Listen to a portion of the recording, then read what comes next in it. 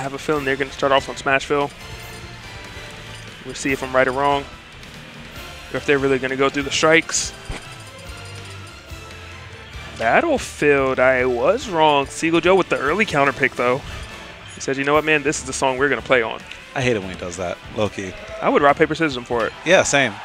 Same. We're getting my music. Battlefield version 2 is nice, by the way, but for some reason he loves Multi-Man Smash.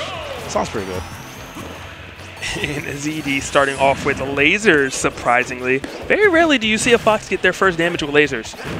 Yeah, it's a little bit safer on Battlefield against Sonic, but against most flat stages, if Sonic just runs at you, he can actually just forward air you off the side. It's kind of unfortunate. On Smashville, you can die for a lasering at 0.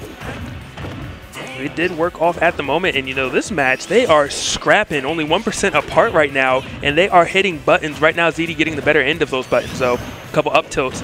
And I love that interception. I don't care if you're fair off stage. I'm going to be right there with you with a nair of my own. Down tilt with punish. ZD looking great at this moment, firing out the gate. Yeah, in the last couple of weeks, his down tilts have been getting better and better. And it's not really an orthodox option for most Foxes, but ZD's making it work because you have to get the tipper to send him straight up. And somehow he manages to space it well consistently. Well, I guess with his reaction time, he figures if you're close enough, I'll up tilt. If you're not close enough, I'll down tilt. Yeah, it's very smart, and that's just another thing that you need to be afraid of. It's so stressful to play against ZD sometimes. It is, especially when he's doing things like that. He's chasing him with an up air and then grabs him for shielding. Just great stuff. ZD gets that up tilt, trying to bet it all. Very fortunate for him, he did not lose his stock, though. That spring kind of putting him in a precarious situation. Yeah, he might be feeling himself a little bit too much right now because Sonic does still have the tools to bring it back slightly. Nice reaction on that homing attack. I'm actually really surprised he spot dodged it like that, but still not quite getting the punch that he needs. And yeah, there it is. I was about to say, even though ZD had the momentum that entire time, I'm surprised that he just wasn't able to stay off that stock. But getting the tipper second jab would be just enough barely. I'm surprised it's still connected, actually. Me too, but ZD clearly knew it would connect. Seagull Joe not willing to give up, though. 97% on ZD, so Seagull definitely not out of this. A good hit off stage into a forward smash to punish an illusion definitely can take it. Down tilts him off. Is he going to go for the illusion punish? No, because ZD wisely firefoxing. Seagull Joe scouting it out, though, and ZD saying, you know what, I'll raise you with a tech. Yeah, I mean, Fox players will always tech that. I think he can still make it. Yeah, and another brilliant tech, too.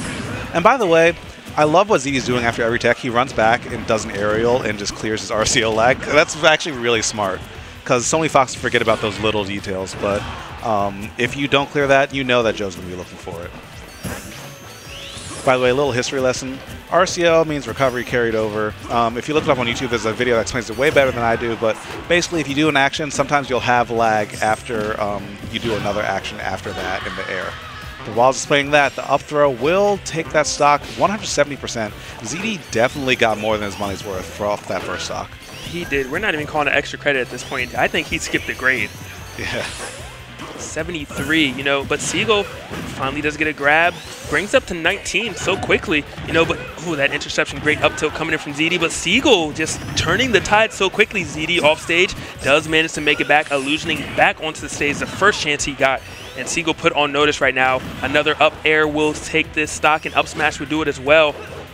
And ZD went for the up smash, but Seagull just wisely jumping out of the entire situation, not giving him a chance.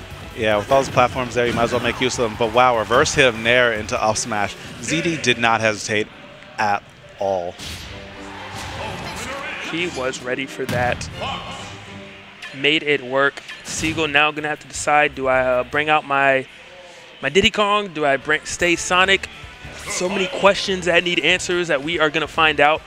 Can we hit him with a DBZ? Stay tuned for the next episode of Dragon Ball Z. And they're going to go back to Battlefield, yeah, you know. And Seagull going to stay Sonic, going to try to make those adjustments. But ZD's such a fierce opponent, and he will chase you anywhere. That's one thing that ZD, like the development of him as a player.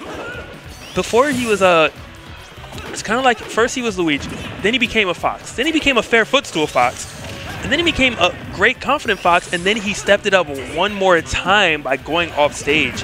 And as you mentioned earlier, he added down tilts into his repertoire. He's just such a scary opponent to go against because he has so many options at any given time, and you don't know what's new, what he's been cooking up in the lab. Yeah, the evolution is actually very real. But if there's anyone who would know what's been cooked up, it's definitely going to be Joe. And it's kind of wild that like he's still getting hit by some of the stuff because it's just like solid play, solid fundamentals coming through on the part of ZD.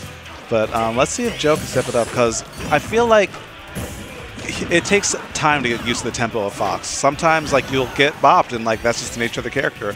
But if anyone's used to playing against you know, ZD and his great options, it's going to be Joe. And if anyone can take him down right now, it can be Joe. But right now it might not be Joe because that up smash was a hard call out off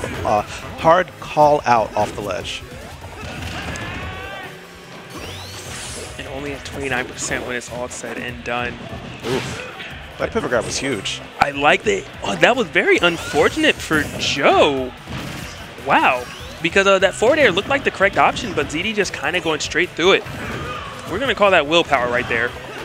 But Seagull getting the juggles. Not really able to get anything off it when it's all said and done, unfortunately for him. Yeah, now ZD's just staying still, waiting for the opportunities to strike. And when he's striking hard. That up air, will that do it? Whoa, ZD.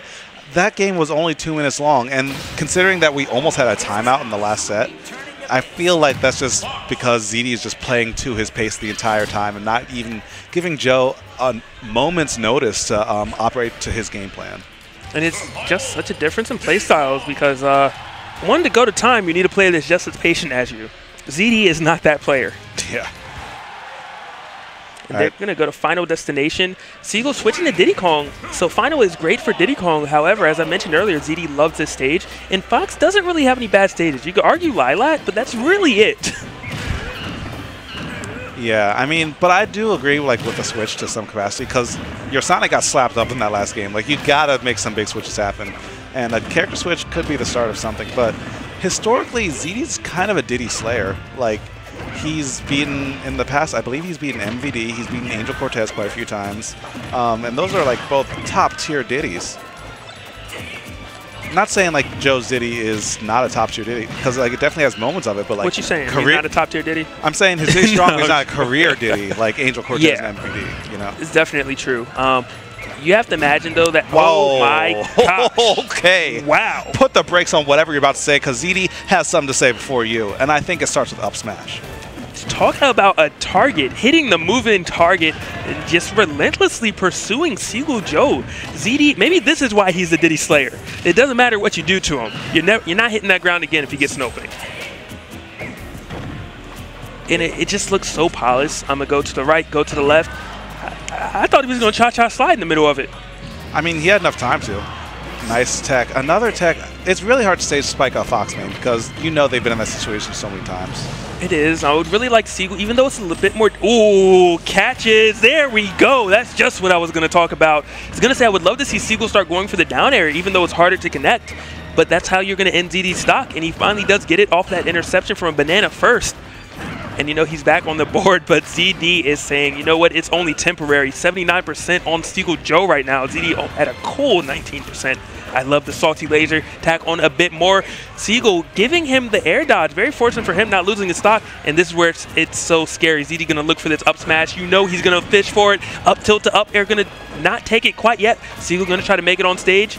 That banana saving his life. Not allowed. Ooh, is this gonna be it? No, not quite yet. ZD does make it back on stage after that forward air attempt from Seagull. All right, now ZD's just kind of swinging a lot. I think he knew that ZD or like Joe had to pass through that zone. But you know what? If one opening closes, you just have